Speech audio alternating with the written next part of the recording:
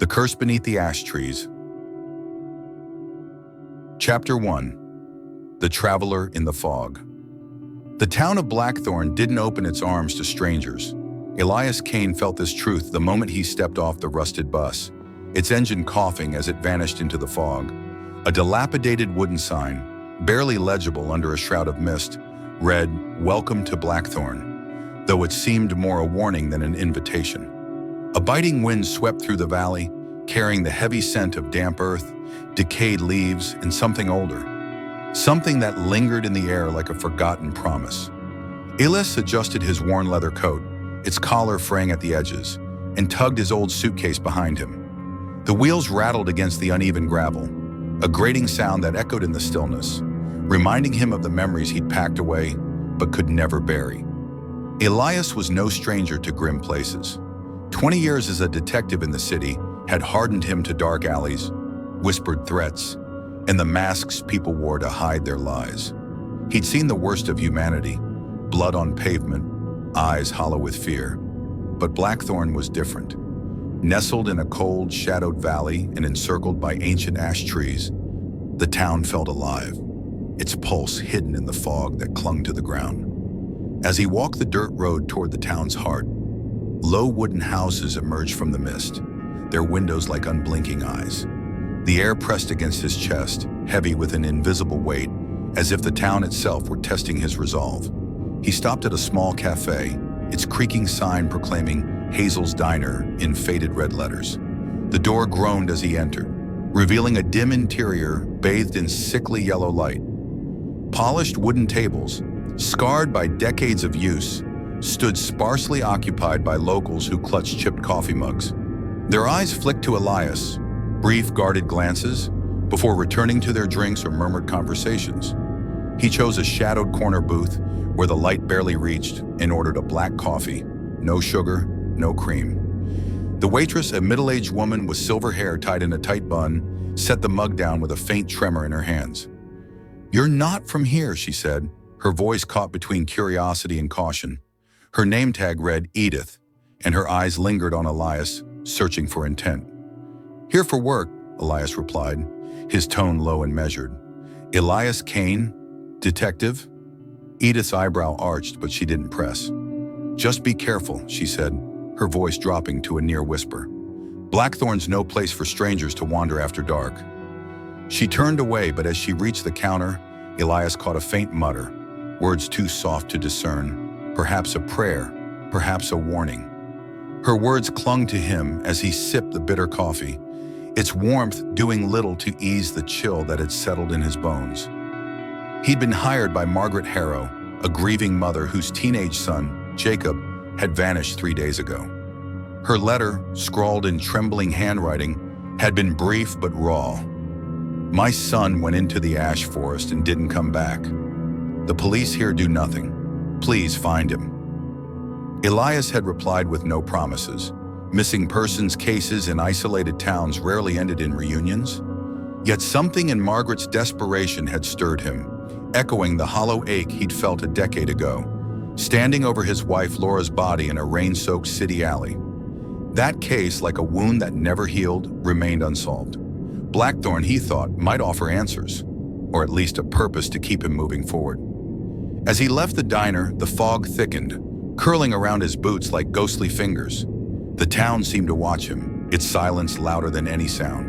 Elias pulled his coat tighter, the suitcase rattling behind, and stepped into the mist, unaware that Blackthorn had already begun to claim him. Chapter 2. The Reluctant Partner. The next morning, Elias sat in the small office he'd rented on Blackthorn's outskirts, a cramped space that smelled of mildew and old wood. The room was sparsely furnished, a chipped wooden desk, a tattered armchair that sagged under its own weight, and a cloudy mirror hung crookedly on the wall, reflecting nothing but shadows. He was reviewing Margaret's letter when the door swung open without a knock, admitting a woman who carried the faint scent of tobacco and the weight of unspoken purpose. Nora Finch was younger than he'd expected, barely 30, with short brown hair framing a sharp face and green eyes that gleamed with defiance.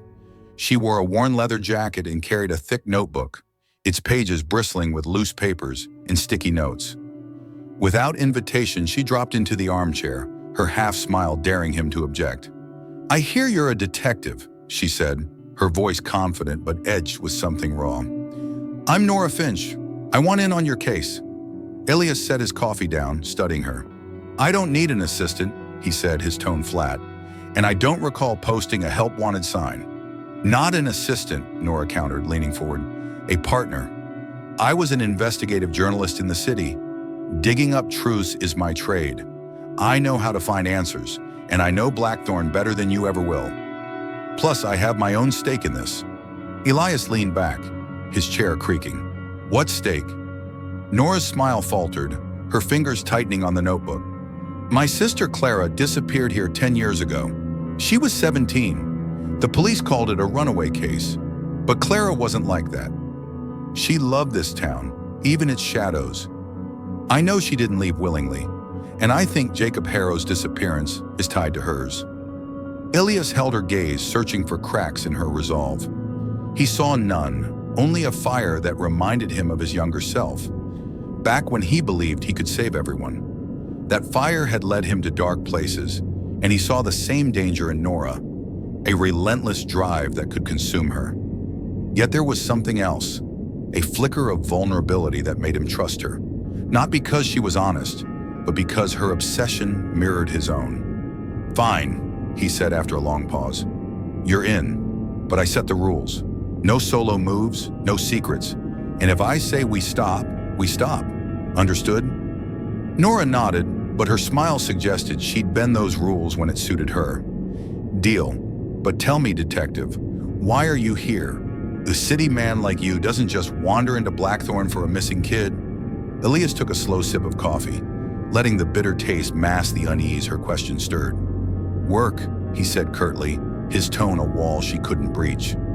Nora's eyes narrowed, unconvinced, but she didn't push. He knew she'd dig into his past eventually. She was too sharp not to, but for now she let it rest, her silence a promise of questions yet to come. Chapter 3. The First Clue. The Harrow residents crouched on the edge of Blackthorn, where the town gave way to the ash forest's looming presence. The two-story house, its wooden siding peeling like old skin, seemed to sag under the weight of time. Moss clung to the shingles and thin gray curtains twitched behind grimy windows, as if someone, or something, watched from within. Elias knocked, the cold of the brass doorknob seeping through his gloves, a reminder of the town's unwelcoming chill. Margaret Harrow opened the door, a frail woman in her late 40s, her face etched with grief. Her red-rimmed eyes darted between Elias and Nora, as if unsure whether to trust them. Inside, the air was thick with the scent of burnt candles, stale tobacco, and something sour, like unwashed despair. Family photos lined the walls, their frames coated in dust, frozen moments of a happier past. Margaret gestured to a sagging couch but didn't sit, pacing instead, clutching a crumpled handkerchief as if it were her last tether to hope. "Jacob was a good boy," she said, her voice trembling as she handed them a photo. Jacob, 16, had tousled blonde hair and a shy smile that seemed out of place in Blackthorn's gloom. He loved exploring, streams, old barns, the forest, but he'd never go too far, never without telling me. Her voice broke, and she pressed the handkerchief to her mouth. "3 nights ago, I heard knocking. Not loud, but deliberate. I thought it was a sign." "Knocking?" Nora asked, her pen poised over her notebook, her journalist's instincts sharpening. Margaret nodded, her gaze distant, as if seeing that night again. "They talk about the knocker here, a shadow in the forest. It comes at night, tapping on doors. If you open it..." She swallowed, her voice dropping to a whisper. "You don't come back. I didn't open the door that night. But Jacob, he was always curious. I think he heard it." Ellis scribbled notes, his face impassive. He didn't believe in folklore. Ghost stories often cloaked human crimes. A murderer, a kidnapper, a secret buried deep. But Margaret's fear was real, and fear could point to truth. He asked about Jacob's habits, his favorite places, his friends. Margaret mentioned Caleb, a boy who lived near the forest. "Caleb's odd," she said, her voice tinged with unease, "always telling stories about the forest. things that sound like nightmares. Jacob listened to him too much. After leaving the Harrow house, Elias and Nora decided to visit the ash forest where Jacob was last seen. The forest loomed like a fortress, its towering ash trees knitting a canopy that choked out sunlight. Fog wove through the trunks, making the ground seem to pulse with each step. Dry leaves crunched underfoot, but the sound vanished into the forest's silence, as if swallowed by an unseen mouth. "Do you feel it?" Nora asked, her voice low, her eyes scanning the trees.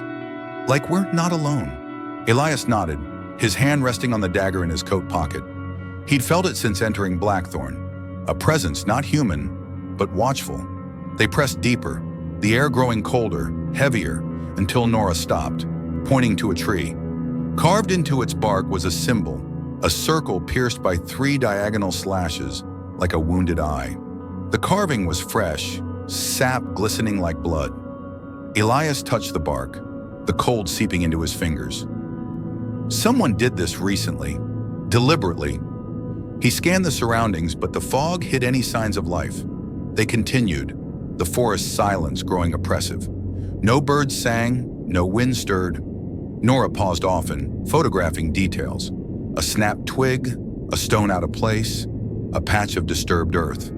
Her focus was intense, almost feverish, as if each clue might lead to Clara. As dusk approached, Nora froze. "Do you hear that?" she whispered, her breath visible in the cold. Elias strained his ears. From the fog came a sound, slow, deliberate. Knock, knock, knock.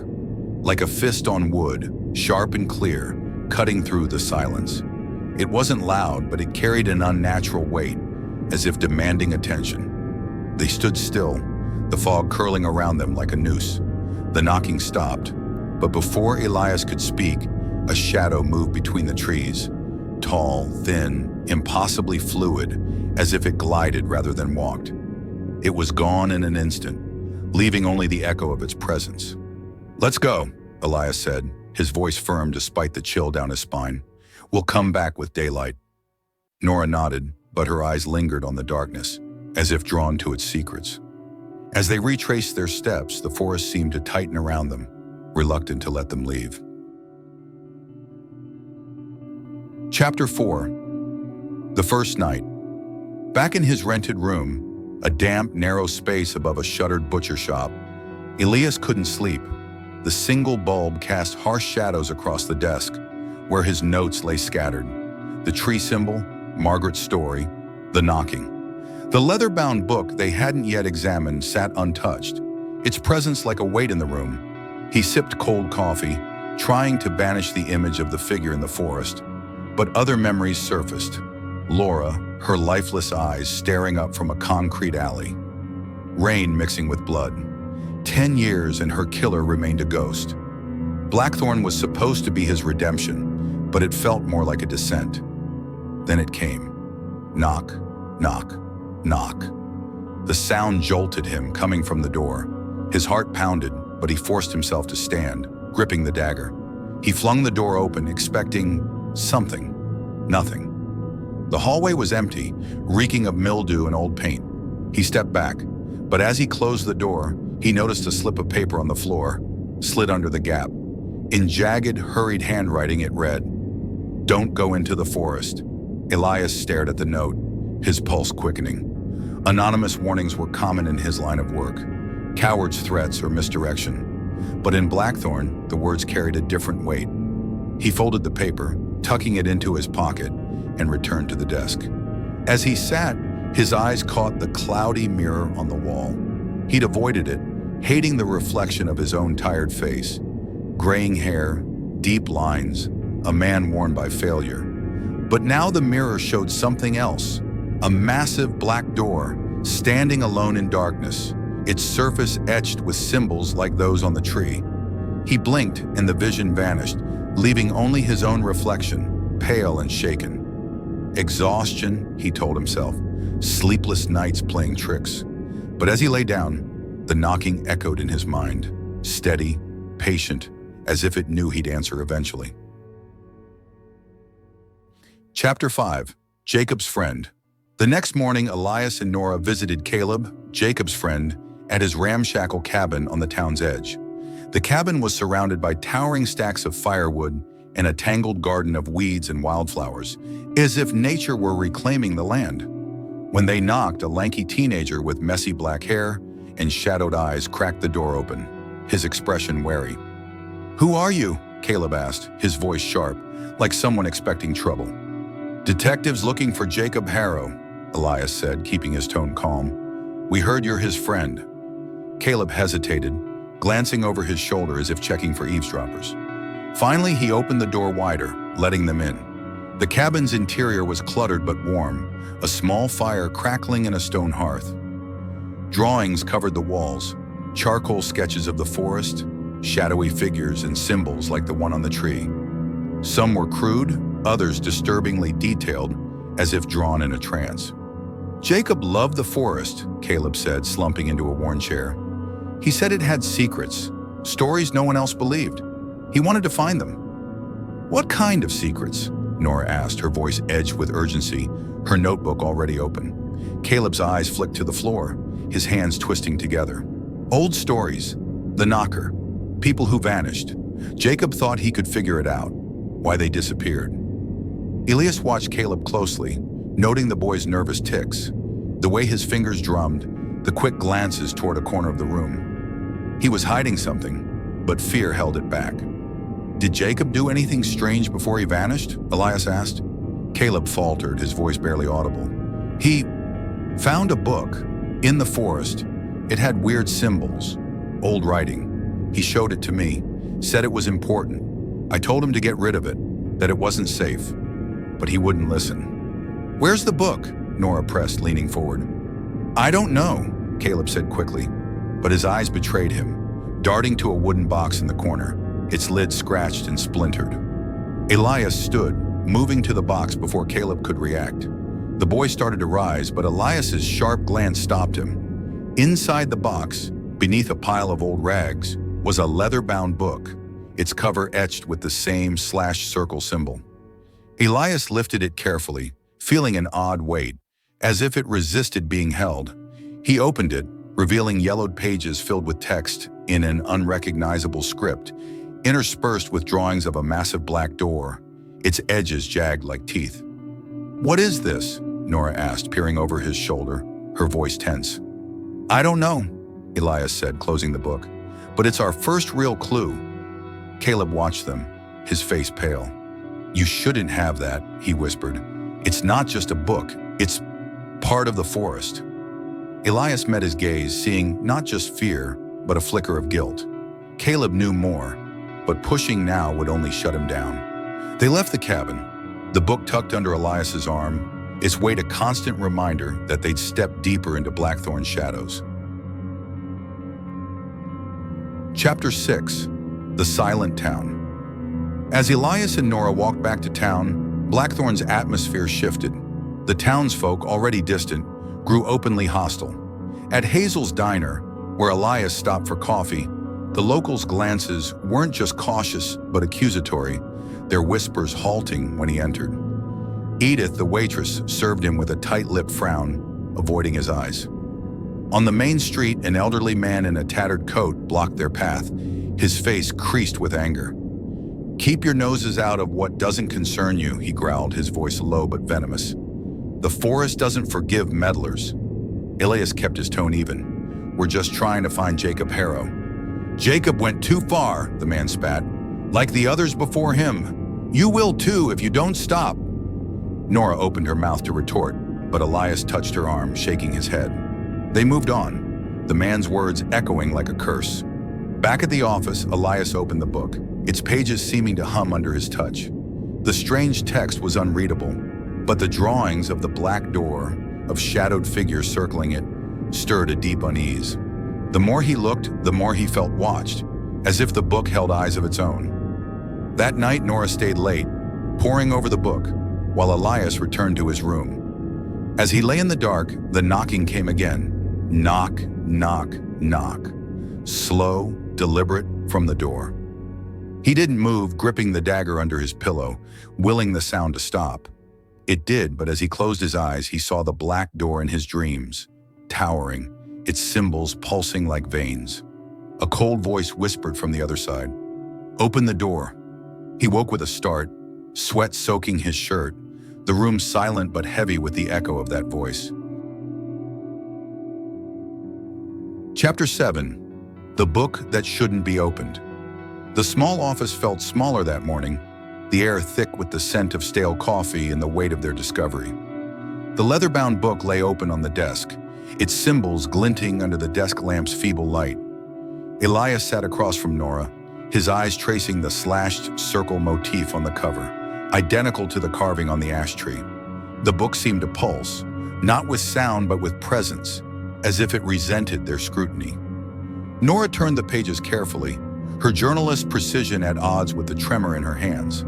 The handwritten text was in a language neither recognized, neither Latin nor any modern tongue.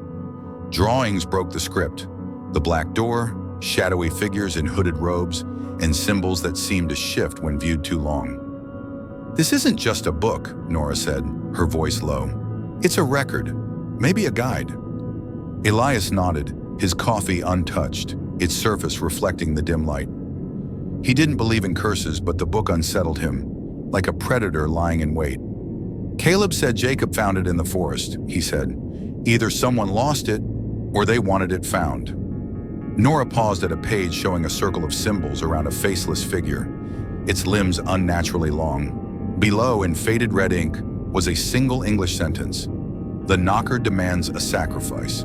Every 13 years, a soul." Her breath caught, and she met Elias's eyes. 13 years. Clara disappeared in 2015. Jacob now, in 2025, Elias's mind raced. "If it's a cycle, we need to look further back. 2002, 1989, earlier. There'll be records, patterns." Nora's hands tightened on her pen, hiding her fear with focus. "Clara used to talk about the forest, how it felt alive. I thought she was just imaginative, but now..." Her voice trailed off, and Elias saw the pain in her eyes, the weight of a decade's unanswered questions. He didn't tell her about his dream, the black door, the voice, or the note warning him away from the forest. Doubt was a luxury they couldn't afford, and he didn't want her to see his cracks. But as his gaze drifted to the cloudy mirror, he felt it again. Something watching, not from the room, but from beyond the glass. "We need to hit the library," Nora said, closing the book with a decisive snap. "If Blackthorn's hiding something, it's in the records." Elias agreed, though the thought of digging deeper filled him with dread. The book, the symbols, the knocker. They were pieces of a puzzle, but he feared the picture they'd form. Chapter 8. The Library Under Cold Light. The Blackthorn Library stood like a sentinel in the town's center, its gray stone facade weathered by time. Tall, dust-streaked windows caught the weak sunlight, casting long shadows across the interior. Inside, the air was cold, heavy with the musty scent of old paper and mildew. Rows of high shelves, packed with hardcover books and yellow documents, seemed to lean inward, as if guarding their secrets. The librarian, Harold, was a gaunt man in his 60s, his face creased like crumpled parchment. His eyes narrowed as Elias and Nora entered, his voice raspy with suspicion. "We don't get visitors here," he said, adjusting his wire-rimmed glasses. "What do you want?" "Research," Elias said, his tone neutral. "Town history, missing persons, strange events, anything from the last 50 years. Harold's frown deepened, but he led them to a dimly lit corner where archive boxes were stacked, their labels faded. "Don't damage anything," he warned, his voice sharp. As he retreated, Elias noticed him lingering near the shelves, watching them like a hawk. Nora dove into the documents, her hands quick but careful, while Elias sifted through newspaper clippings bound in crumbling folders. They worked in silence, the only sounds the rustle of paper and the faint buzz of flickering fluorescence. Hours passed, their findings sparse but troubling. A disappearance in 2002, a girl in 1989, a boy in 1976, all near the ash forest, all unexplained. Nora's gasp broke the silence. She held a leather-bound diary, its cover cracked with age, the name Abigail Wren embossed in faded gold. "Listen to this," she whispered, reading aloud. "They call it the knocker. It comes at night, tapping on the doors of chosen houses. If you open the door, it takes your soul. If you refuse, it chooses another. The secret society says only blood can appease it." Elias leaned closer, his pulse quickening. "Secret society?" Nora turned the page, her voice barely audible. "Every 13 years, they gather under the largest ash tree in the forest's heart. They choose someone, a wanderer, a child, someone the town won't miss. They say it keeps Blackthorn safe from the knocker's hunger." The words hung in the air, heavy with implication. Elias thought of Jacob, Clara, the others, victims of a ritual stretching back centuries. "If this is true," he said, "we're not just looking for a missing kid. We're up against a town secret." Before Nora could respond, Harold appeared from the shadows, his face pale, his voice trembling with anger. "That's enough," he snapped. "Those are restricted. Get out, now." Elias started to argue, but Harold's eyes held fear, not just authority. They left, Nora slipping the diary into her bag as they exited. Outside, a small crowd had gathered, locals with clenched fists and hostile stares. A woman in a faded shawl shouted, "You're stirring up the forest. Stop, or you'll bring death to us all." Elias pulled Nora away, her arm tense under his grip. The crowd didn't follow, but their shouts echoed, a warning that Blackthorn's patience was wearing thin. Chapter 9. Whispers in the Forest. Defying the town's warnings, Elias and Nora returned to the ash forest the next day, carrying the book and Abigail's diary. The forest was darker, the fog so dense it seemed to breathe, curling around their ankles like a living thing. The ash trees, their branches twisted like skeletal fingers, blocked out the sun, casting the ground in perpetual twilight. The air smelled of wet earth and something sharper, blood or rust. They followed Nora's sketch map, aiming for the largest ash tree mentioned in the diary. But the forest resisted, paths vanishing, landmarks shifting. Elias felt watched, not by eyes but by the forest itself, its silence a challenge. Nora gripped his arm, her face pale but determined, as they passed a clearing where every tree bore the slash circle symbol, carved deep into the bark. "We're not alone," Elias whispered, his hand on his dagger. Nora nodded, her eyes scanning the fog. A sound broke the silence. Not knocking, but a whisper, low and layered, like countless voices blending into one word. "Open." It came from everywhere, seeping through the fog, wrapping around them like a cold embrace. "Do you hear it?" Nora asked, her voice trembling. Elias nodded, his heart pounding. He didn't believe in ghosts, but the whispers felt real, alive. "We need to move," he said, pulling her toward the clearing. They found the largest ash tree, its trunk so wide it seemed to anchor the forest itself. Symbols covered its bark, some ancient, others fresh, sap dripping like tears. Beneath the tree, a circle of stones formed a crude altar, stained with dark, dried blood. At the center was a shallow pit, the soil freshly turned. Nora knelt, her fingers brushing the ground. "Blood," she said, pointing to the stains on the roots. "Recent. Something happened here." Elias approached the pit, a chill settling in his bones. For a moment he saw it, the black door from his dreams floating above the pit, its symbols glowing like embers. He blinked and it was gone, leaving only the empty earth. "Did you see it?" Nora asked, her voice shaking, her eyes fixed on the same spot. Elias nodded, unable to speak. The vision felt like a memory, not a hallucination, stirring something deep within him. Fear, but also recognition. Footsteps broke their trance, many deliberate, approaching through the fog. Elias pulled Nora behind a tree, peering out. A group of robed figures emerged, 10 in all, their faces hidden under hoods. They carried torches that burned an unnatural red, and ritual knives gleamed in their hands. At the center was Harold, his face gaunt, his eyes hollow with resignation. "The ritual," Nora whispered, her voice tight with fear and anger. Before Elias could respond, a knock echoed. Knock, knock, knock. Not from a door, but from the ash tree itself, sharp and resonant. The robed figures froze, bowing their heads. Then it appeared, stepping from the tree's trunk as if born from the wood. A tall, thin figure, its face a void, only darkness where features should be. It glided, not walked, its movements fluid and wrong. "The knocker," Nora breathed, her voice barely audible.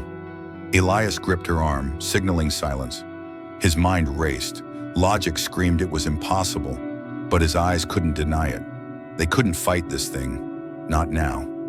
They retreated, the fog swallowing their footsteps, but the whispers followed, urging them to open. Chapter 10. Caleb's Secret. Back at the office, Elias and Nora sat in stunned silence, the diary and book between them. The fire in Nora's eyes had dimmed, replaced by a haunted look. "That thing," she started, then stopped, as if naming it would make it real. "We need answers," Elias said, his voice steady despite the turmoil in his mind. "Caleb knows more. We go back to him." They found Caleb's cabin locked, the windows shuttered. Nora pounded on the door, her voice sharp. "Caleb, open up! We saw it! The thing in the forest! You know what it is!" Silence, then a faint shuffle. The door cracked open, revealing Caleb's pale, haggard face. "Go away," he whispered. "You're making it worse. It's angry now." "Angry how?" Elias asked, stepping closer. "What do you know about Jacob?" Caleb's eyes darted, but Nora's glare held him. "Jacob didn't just find the book," he said, his voice breaking. "He heard the knocking. He said there was a door in the forest. Not wood, not stone, but there. He opened it, and then he was gone. I told him not to, but he wouldn't listen." "A door?" Elias asked, his dream flashing in his mind. "The black door, the voice." Caleb nodded, trembling. "It's not just a story. The knocker, it's real, and it wants something." "Who's behind this?" Nora pressed. "The robed people. The society. Who are they?" Caleb shook his head, but his eyes flicked to a drawing on the wall, a sketch of robed figures circling a black door. In the corner, a name was scrawled in faint pencil. Harold. Elias and Nora exchanged a look. Harold, the librarian, was no mere bystander. He was part of the secret, perhaps its keeper. Chapter 11. Confronting Harold. That evening, Elias and Nora slipped into the library through a broken window, the town cloaked in darkness. The air inside was colder, the shelves looming like silent judges. They found Harold in a back room, sorting books by candlelight, his hands trembling as he worked. He jumped when he saw them, a book tumbling to the floor. "What are you doing here?" he snapped, his voice cracking. "We know about the secret society," Elias said, stepping closer. "And we know you're part of it. Tell us the truth, or I'll make sure the town knows what you're hiding." Harold's face paled, but he didn't run. He sank into a chair, his hands clasped tightly. "You don't understand," he said, his voice low. "The society isn't evil. We protect Blackthorn. The knocker, it's always been here. Before the town, before the forest. Every 13 years, we give it a soul. If we don't, it takes everyone." "What is it?" Nora asked, her voice sharp. "What's the knocker?" Harold's eyes met hers, filled with dread. "It's not human, not a demon. It's part of this place. It lives in the fog, the trees, our dreams. And it's always hungry." Before Elias could press further, a loud bang came from the front door. Torchlight flickered through the windows, and voices shouted, angry, fearful. The townsfolk had come, and they weren't here for answers. Chapter 12. The Night of Fog. Elias and Nora fled through the back door, slipping into the alley beside the library. The crowd, 20 or more armed with torches and makeshift weapons, gathered at the front, their shouts cutting through the fog. "Stop meddling!" a man bellowed. "You'll doom us all!" They ran through narrow streets, the fog their only ally, concealing them as it thickened. The crowd's footsteps echoed, but worse was the whisper from the forest now spreading through the town. "Open, open, open." It burrowed into Elias's mind, cold and insistent. They found refuge in an abandoned shed on the town's edge, its walls rotting, the air damp. Nora gripped Elias's hand, her voice shaking. "Do you believe Harold? About the knocker? Elias hesitated. He wanted to dismiss it.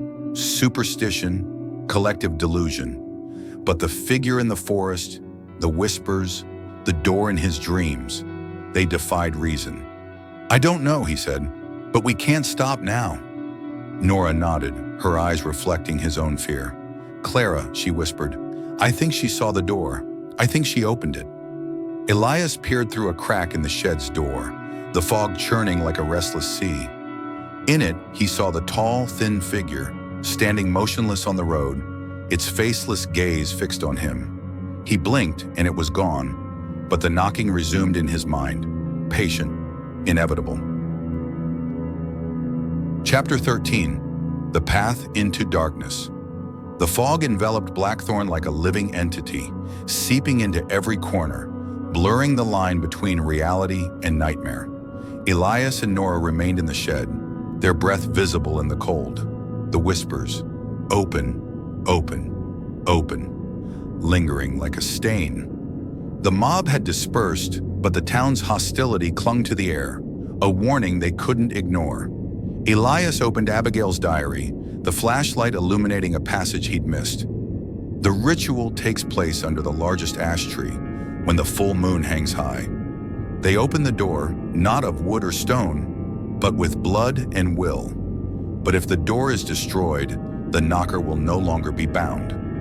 Nora, clutching the leather book, looked up. "Tomorrow's the full moon," she said, her voice steady despite her fear. "If the society performs the ritual, we have to stop them. For Jacob, for Clara, for Ethan." Elias nodded, but Harold's warning echoed. Stopping the ritual could unleash something worse. He didn't believe in monsters, but what he'd seen defied logic. "We need a plan," he said. "The society won't let us near that tree without a fight. And if the knocker is real, we'll face it," Nora said, her eyes fierce. "I'm not leaving without answers." They spent the night strategizing. Elias checked his dagger and the pistol hidden in his coat, doubting their use against something inhuman. Nora transcribed key passages from the diary and book, her sketches of the forest paths meticulous. As dawn broke, the fog remained, as if Blackthorn were trapped in a dream it couldn't wake from.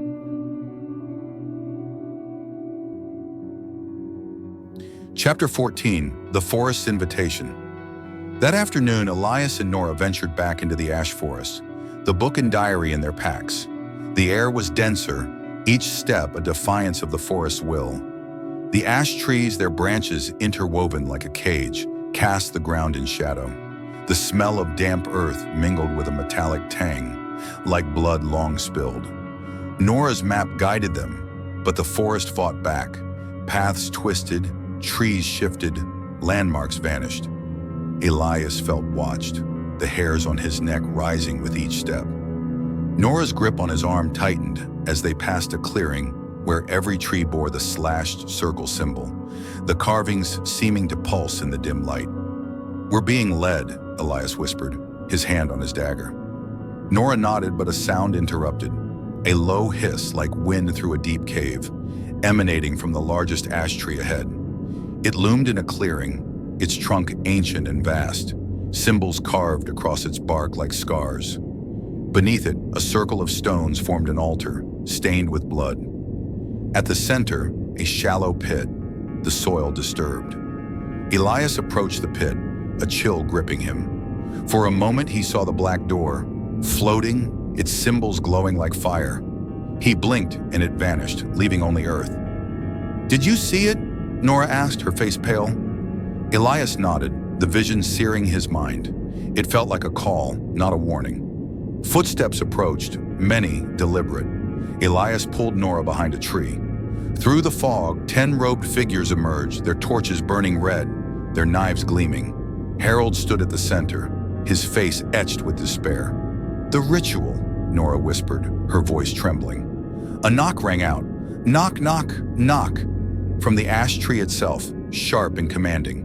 The robed figures bowed, and then it appeared, stepping from the tree. The knocker, tall and thin, its face a void, gliding with unnatural grace. Elias's heart raced. Logic crumbled, but fear didn't paralyze him. He signaled Nora to stay hidden. They couldn't fight this thing, not yet. Chapter 15, The Ritual Under Moonlight. The full moon cast silver light through the canopy, illuminating the clearing. The robed figures chanted, their voices blending into a low, guttural hum, the language like that in the book. Harold stood at the altar, a ritual knife in his trembling hand. Before him was a bound teenager, blindfolded and gagged. Not Jacob, but a smaller boy, perhaps 14, his brown hair matted with sweat. "They chose someone else," Nora whispered, her voice thick with rage. "Because Jacob threw them off." Elias nodded, but his eyes were on the knocker, standing outside the stone circle, motionless yet oppressive. The knocking echoed in his head, each beat a pressure against his skull. "We have to stop them," Nora said, pulling a knife from her pocket. "We can't let that boy die." Elias hesitated. She was right, but the knocker's presence felt like a trap. Yet Nora's resolve, fueled by Clara's loss, mirrored his own vow for Laura. "Okay," he said, "but we move smart." They crept through the fog, Elias signaling Nora to take the two guards at the rear. He struck one with his pistol's butt, knocking him out, while Nora subdued the other with a chokehold. They donned the guards' robes, blending into the circle. Harold raised the knife, the chant reaching a fever pitch. Elias acted, rushing forward, tackling Harold and wrenching the knife free. Nora cut the boy's ropes, pulling him from the altar. But the knocker moved, gliding toward the pit, which now glowed red, like a pool of blood. From it rose the black door, real and towering, its symbols blazing. The society panicked, some fleeing, others screaming. Harold knelt, muttering, "We've failed. It'll take us all." Elias pulled Nora and the boy back, the door's presence a weight on his soul. Chapter 16, Facing the Knocker. The knocker stood before the black door, its void face seeming to peer into Elias's soul. The knocking came from the door, each beat a blow to his heart. Nora, supporting the boy, shouted, "Elias, destroy it!" Elias recalled the diary. Destroying the door would unbind the knocker. But what did that mean? Freedom or annihilation? The door pulled at him, whispering truths he wasn't ready to face. Yet he thought of Laura, Jacob, Clara, the boy trembling beside him. He couldn't falter. He raised his pistol, aiming at the door. The knocker extended an arm, pointing, and Elias saw, not a face but a vision. Laura standing before the door, her eyes pleading. He shook it off, firing. The bullet struck, cracking the door. A screech erupted, the knocker recoiling as if wounded. From the crack, liquid darkness seeped, like smoke with will. It hovered, watching, and Elias felt its thoughts. "This is not the end. I will return." Then the darkness vanished, sucked back into the door. The crack sealed, and the door collapsed into broken stone. Elias stood, panting, pistol in hand. Nora and the boy ran to him, all trembling. The boy, unblindfolded, whispered, "What was it?" "I don't know," Elias said, "but it's gone. For now." Chapter 17, The Fateful Choice. The clearing was silent, the robed figures gone, the altar abandoned. Elias, Nora, and the boy, Ethan, stumbled through the forest, the fog parting as if reluctant to hold them. Elias's mind replayed the knocker's words, the vision of Laura. Had it been real or a trick? Nora's voice broke his thoughts. "We did it, didn't we? We stopped them." Elias nodded, but doubt gnawed at him. The door was gone, but Jacob wasn't found. The knocker's promise lingered, a shadow over their victory. They reached the town's edge. Blackthorn's lights faint through the fog. Ethan clung to Nora, his eyes wide with fear. "It's still out there," he whispered. "I felt it." Elias didn't respond, but he felt it too. The knocking, faint but persistent, a reminder that Blackthorn's curse wasn't broken. Chapter 18, Aftermath. They brought Ethan to the Harrow house, where Margaret embraced him, sobbing, but her gratitude was tinged with suspicion, her eyes accusing as she faced Elias. "Jacob's still gone," she said. "You promised to find him." Elias's chest tightened. "I'm sorry," he said. "We'll keep looking." Nora added, "We won't stop. If Jacob's out there, we'll find him." Margaret nodded, but her hope was gone. As they left, Ethan's whisper followed. "It's still there, in the forest." Back at the office, Nora packed the diary and book. "We need to leave," she said. "This town doesn't want us." Elias agreed, but as they gathered their notes, he glanced at the mirror. For a moment, he saw the black door, its symbols glowing. He blinked and it was gone, but the image burned in his mind. Chapter 19. The Remaining Fragments. Dawn brought no relief to Blackthorn. The fog remained, a heavy veil over the town's secrets. Elias sat in the office. His notes spread before him, the diary and book packed but ever present. Nora stood by the window, her coffee cold, her eyes lost in the mist. "Did we do the right thing?" she asked, her voice raw. "Destroying the door. Did we save anyone or make it worse?" Elias sipped his coffee, the taste bitter as his thoughts. "We saved Ethan," he said. "We stopped the ritual. That's something." "But Jacob, Clara," Nora's voice broke. "And that thing, it's not gone. You felt it." Elias didn't answer. The knocking in his mind was fainter, but it hadn't stopped. He thought of Laura, the vision of her before the door. Blackthorn hadn't given him redemption, only more questions. "We're leaving today," he said, "but we take the book. No opening it until we know what it is." Nora nodded, her fingers brushing the book's cover. They packed in silence, the office seeming to exhale as they left, as if relieved to shed their burden. Chapter 20. The Town's Farewell.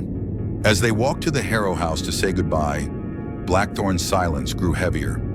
Townsfolk shut their doors, drew curtains, their eyes peering from shadows. The air felt charged, as if the town awaited a reckoning. Margaret greeted them with weary eyes, Ethan at her side, clutching a teddy bear. "Thank you for Ethan," she said, her voice hollow. "But Jacob—" She couldn't finish, tears falling.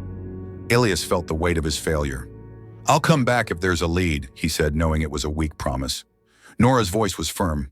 "We'll find him, Margaret. We won't give up." As they turned to leave, Ethan's whisper stopped them.